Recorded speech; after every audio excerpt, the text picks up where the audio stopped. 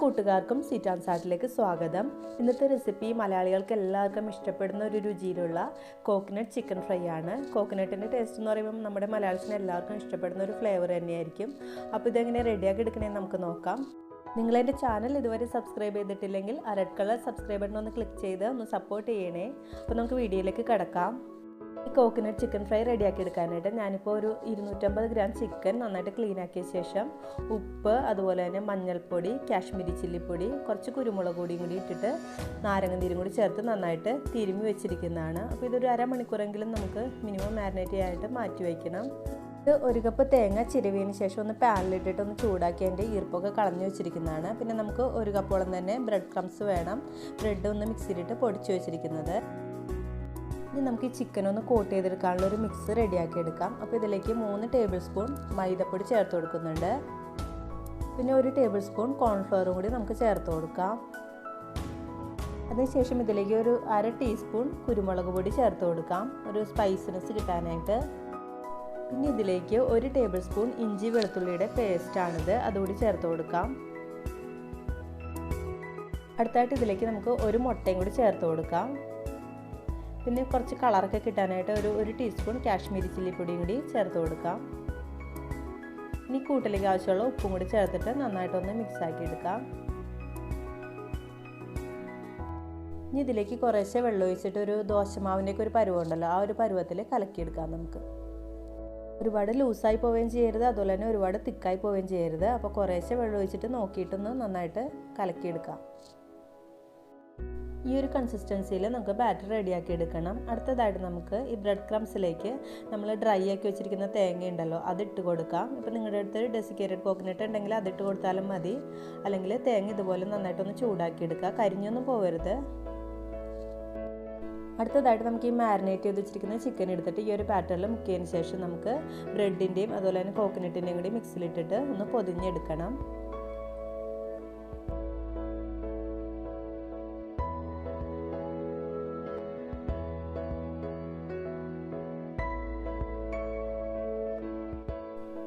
ഈ രീതിയിലൊന്ന് ഫുള്ള് പൊതിഞ്ഞെടുക്കാം. അതുപോലെ നമുക്ക് എല്ലാം ചെയ്തെടുക്കാം.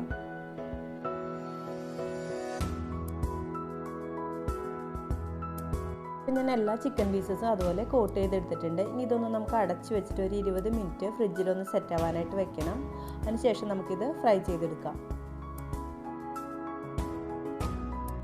അപ്പോൾ ഇത് ഫ്രൈ ചെയ്തെടുക്കാനായിട്ട് ഞാനൊരു പാനിലേക്ക് കുറച്ച് സൺഫ്ലവർ ഓയിൽ ഒഴിച്ചിട്ടുണ്ട്. എന്നിട്ട് ഒരു മീഡിയം തീയിലിട്ടിട്ട് നമുക്കിത് ഓരോ ചിക്കൻ പീസസ് ഇട്ടിട്ടൊന്ന് ഫ്രൈ ചെയ്തെടുക്കാം.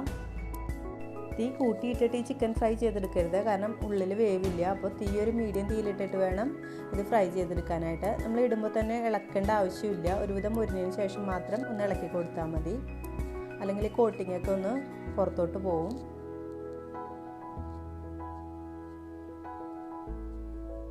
ഇത് ഒരു സൈഡൊന്നും മുരിഞ്ഞിട്ടുണ്ട്. ഇനി ഇത് നമുക്കൊന്ന് മറിച്ചിട്ട് കൊടുക്കാം. അപ്പോൾ ഞാനിപ്പോൾ ഇത് ഡീപ്പ് ഫ്രൈ ആണ് ചെയ്തെടുക്കുന്നത്. നിങ്ങൾക്ക് വേണമെങ്കിൽ ഷാലോ ഫ്രൈ വേണമെങ്കിലും ചെയ്യാം, പക്ഷേ ഇത്രയും ഒരു ക്രിസ്പിനെസ് കിട്ടില്ല. ഡീപ്പ് ഫ്രൈ ചെയ്യുമ്പോഴാണ് ആ ഒരു ക്രിസ്പിനെസ്സും നല്ലൊരു ടേസ്റ്റും വരുന്നത്. മഴക്കാലത്തൊക്കെ ട്രൈ ചെയ്യാൻ പറ്റിയൊരു ചിക്കൻ ഫ്രൈ ആണിത്. നല്ല ടേസ്റ്റിയാണ്. നമ്മുടെ മലയാളീസിന് എല്ലാവർക്കും ഇഷ്ടപ്പെടുന്ന ഒരു ടേസ്റ്റ് തന്നെ ആയിരിക്കുമല്ലോ ഇത്. തേങ്ങയുടെ ടേസ്റ്റ് എന്ന് പറയുമ്പോൾ നമ്മുടെ മലയാളീസിന് എല്ലാവർക്കും ഇഷ്ടപ്പെടുന്ന ഒരു ടേസ്റ്റ് ആയിരിക്കുമല്ലോ. അപ്പോൾ തേങ്ങയുടെ മുരിഞ്ഞ് വരുമ്പോൾ ഉള്ളൊരു ടേസ്റ്റ് എന്ന് പറയുമ്പോൾ നല്ല ടേസ്റ്റിയാണ്. അപ്പോൾ എന്തായാലും നിങ്ങൾ ട്രൈ ചെയ്ത് നോക്കാം. മീഡിയം തീയിലിട്ടിട്ട് തന്നെ നമുക്കിത് ഒരു ഗോൾഡൻ കളറാവുന്നവരെ മുരിയിച്ചെടുക്കാം. അപ്പോൾ ഇടയ്ക്കിടയ്ക്ക് മാത്രം ഇളക്കി കൊടുത്തിരുന്നാൽ മതി. ഇനി നമ്മളിത് റെഡിയാക്കുമ്പോൾ ശ്രദ്ധിക്കേണ്ട കാര്യം, ചിക്കൻ എപ്പോഴും ഒരു അരമണിക്കൂറെങ്കിലും മിനിമം നന്നായിട്ട് മാരിനേറ്റ് ആയിട്ട് മസാലയൊക്കെ പിടിക്കാനായിട്ട് മാറ്റി വെക്കണം. എന്നാലേ നല്ല ടേസ്റ്റ് ഉണ്ടാവുള്ളൂ നമ്മളിത് വറുത്ത് കഴിയുമ്പോൾ.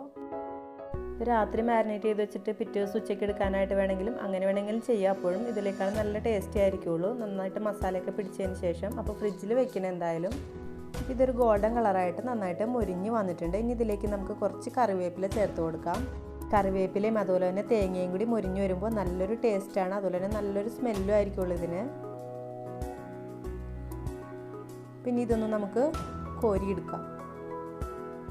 കണ്ടോ, കാണാനായിട്ട് തന്നെ നല്ല മൊരിഞ്ഞ് നല്ല റെഡ് കളറിൽ മൊരിഞ്ഞ് വന്നിരിക്കുന്ന ഒരു ചിക്കൻ ഫ്രൈ ആണ്. കാണുമ്പോൾ തന്നെ നമുക്ക് കഴിക്കാനായിട്ട് തോന്നും. അതുപോലെ തന്നെ ടേസ്റ്റിയുമാണ് കേട്ടോ ഇത്. ഞാൻ വെറുതെ പറയുന്നതല്ല, നിങ്ങളൊന്ന് എന്തായാലും ട്രൈ ചെയ്ത് നോക്കുക, അപ്പോൾ നിങ്ങൾക്ക് മനസ്സിലാവും. ഇപ്പോൾ നമ്മുടെ കോക്കനട്ട് ചിക്കൻ ഫ്രൈ റെഡി ആയിട്ടുണ്ട്.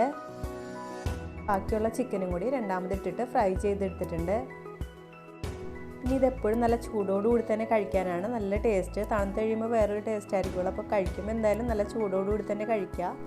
എൻ്റെ ഈ റെസിപ്പി നിങ്ങൾക്ക് ഇഷ്ടപ്പെടുകയാണെങ്കിൽ മറക്കാതെ ലൈക്ക് ചെയ്യാനും അതുപോലെ തന്നെ കമൻറ്റ് ചെയ്യാനും സബ്സ്ക്രൈബ് ചെയ്തിട്ടില്ലെങ്കിൽ സബ്സ്ക്രൈബ് ചെയ്യാനും മറക്കരുത്. Thank you.